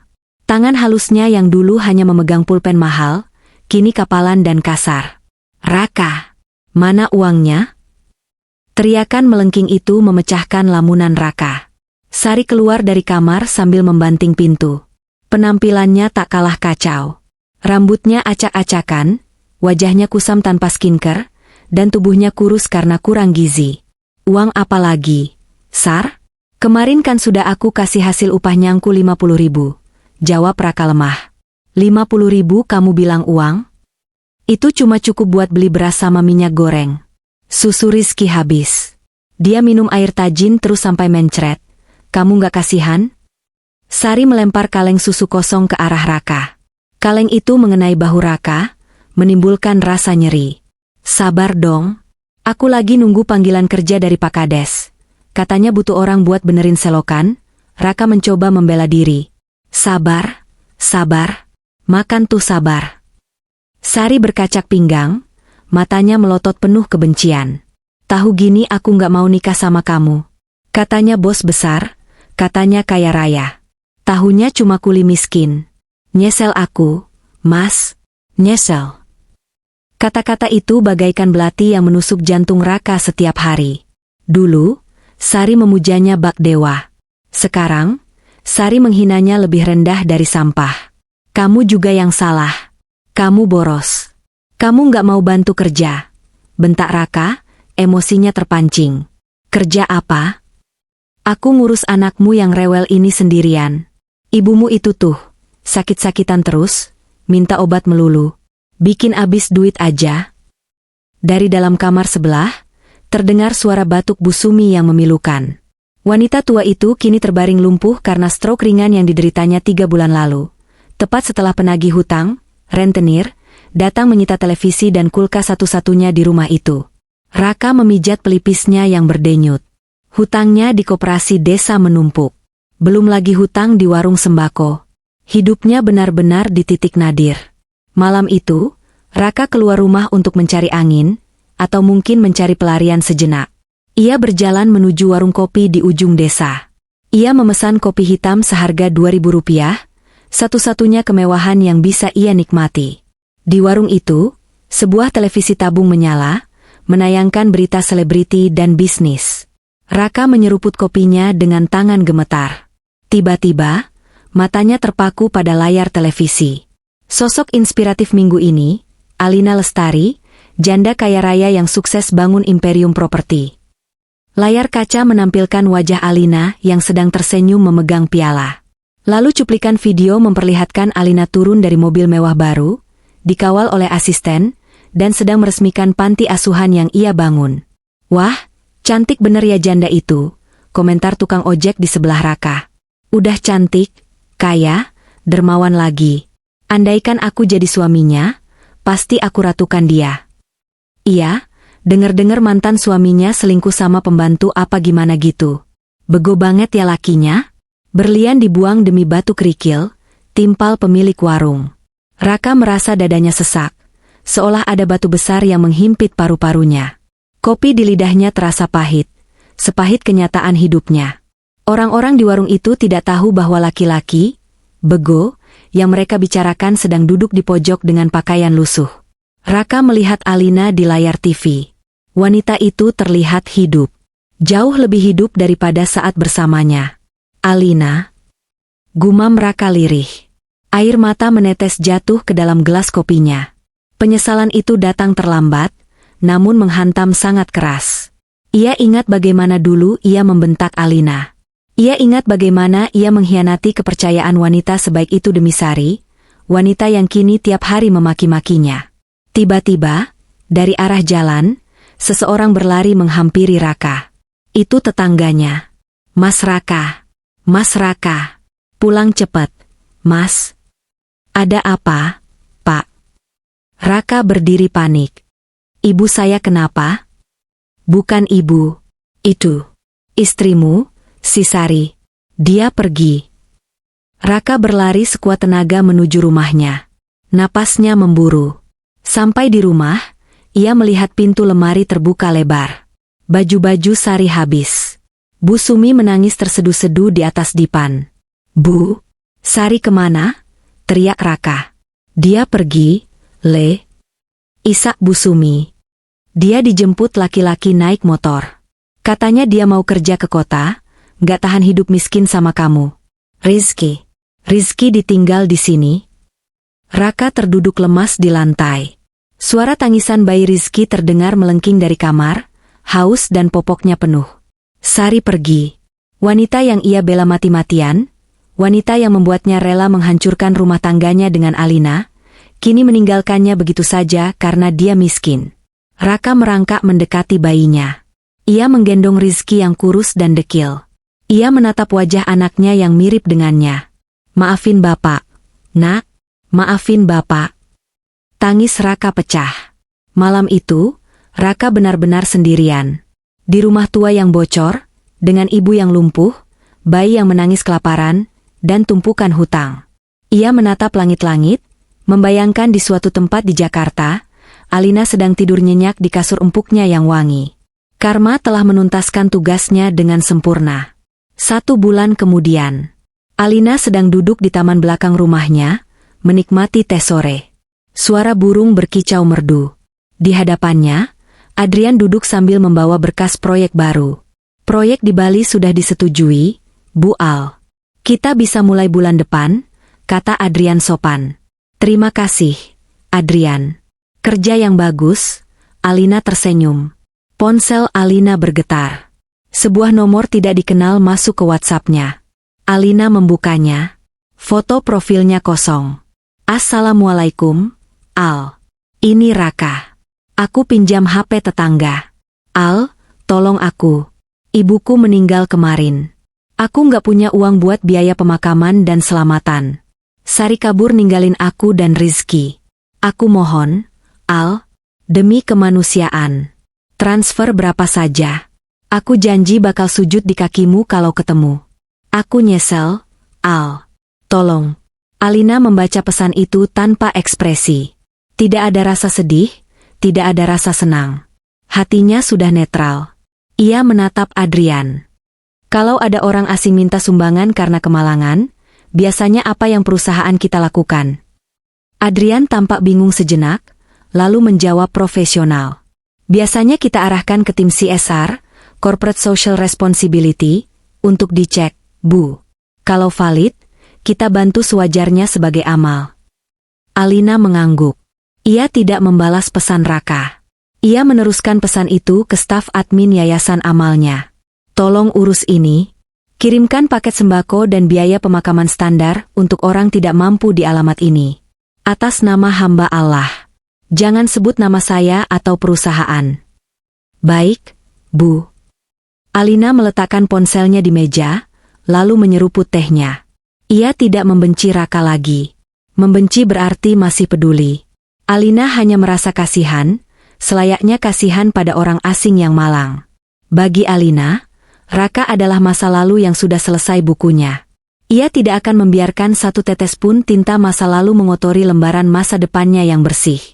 Adrian, gimana kalau besok kita survei lokasi ke Bali sekalian refreshing? Saya traktir tim makan malam di Jimbaran, ajak Alina ceria. Adrian tersenyum lebar. Ide bagus, Bu. Semua pasti senang. Alina menatap langit sore yang berwarna jingga keemasan. Angin berhembus lembut menerpa wajahnya. Ia menarik napas panjang, menghirup aroma kebebasan. Ia telah membuang benalu itu. Pohon kehidupannya kini tumbuh subur, berbunga, dan berbuah manis. Raka mungkin sedang menangis di atas kuburan ibunya dengan penyesalan tiada akhir. Tapi di sini, Alina sedang merayakan hidupnya. Karma bukan tentang balas dendam. Karma adalah cermin.